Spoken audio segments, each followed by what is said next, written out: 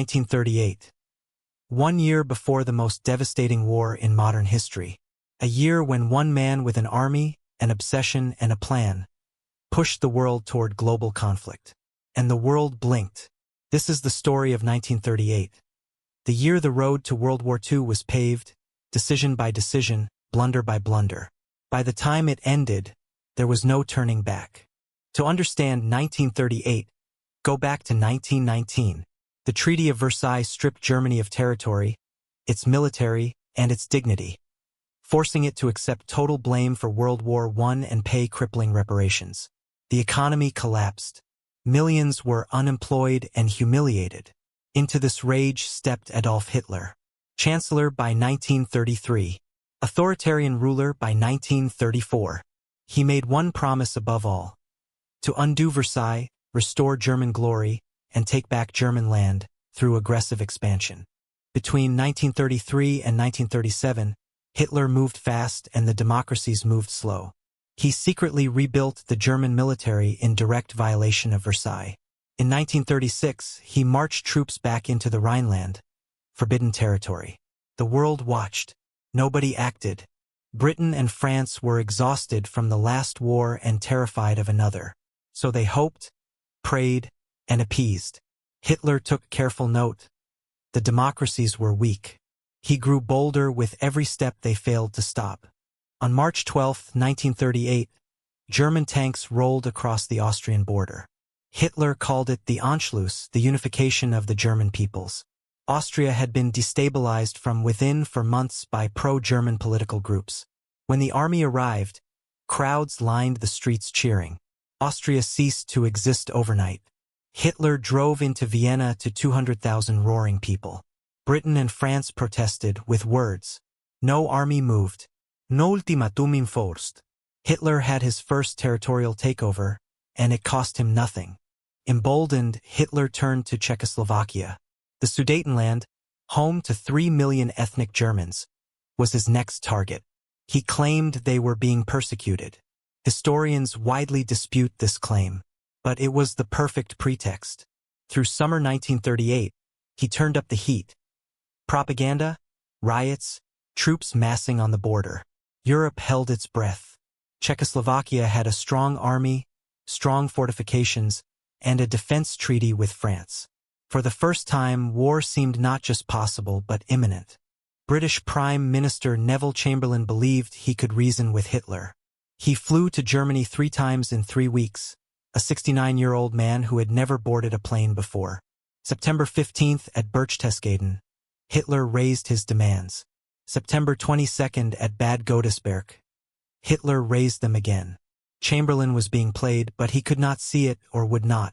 He genuinely believed war must be avoided at any cost. The question became, how high a cost was too high? On September 29th, the 4 great powers met in Munich. Britain, France, Italy, and Germany sat at the table. Czechoslovakia, the country being divided, was not invited. In a single night, they handed Hitler the Sudetenland. In exchange, he signed a paper promising no more territorial demands. Chamberlain flew home waving that paper and spoke words that would be remembered throughout history. I believe it is peace for our time. London celebrated. But Winston Churchill stood in Parliament and delivered his verdict. We have suffered a total and unmitigated defeat. He was right. 6 weeks after Munich, the world saw what appeasement had bought. On the night of November 9th, Kristallnacht, Nazi groups carried out a coordinated violent anti-Jewish attacks across Germany and Austria. Over 7,500 Jewish businesses destroyed. 1,400 synagogues were destroyed. 30,000 Jewish men were detained and imprisoned. At least 91 people lost their lives. The streets were carpeted with broken glass. The world watched in horror, and no government acted. A much darker chapter was beginning. Then in March 1939, Hitler proved every critic right. He invaded the rest of Czechoslovakia, the part he had sworn to leave alone. In one morning, a sovereign nation ceased to exist. Chamberlain was shattered. The scales finally fell. Britain and France issued a guarantee to Poland. If Hitler attacked Poland, they would go to war. It was too late to stop what was coming, but it meant that when Hitler crossed that line, there would be no more appeasement. Hitler needed one final peace. To avoid a two-front war, he needed Stalin's Soviet Union to stay neutral while he invaded Poland. So in August 1939, two powerful authoritarian leaders, ideological enemies, signed a non-aggression pact. They secretly agreed to divide Eastern Europe between them. It was the most cynical deal in modern history. With his eastern flank secured, Hitler gave the order.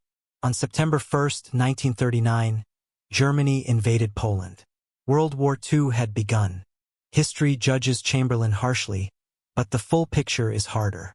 Britain and France were genuinely terrified of another war. The First World War had killed 20 million people. Nobody wanted to repeat it. Their militaries were unprepared.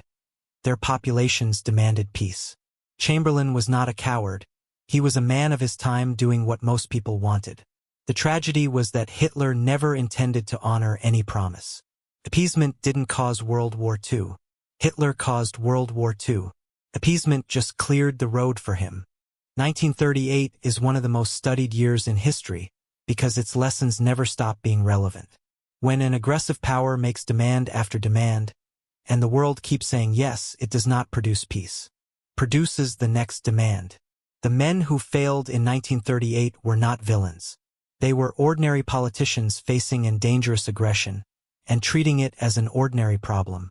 The conflict that followed led to massive global loss of life.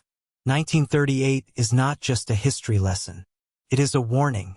Subscribe, and we'll see you in the next chapter of history.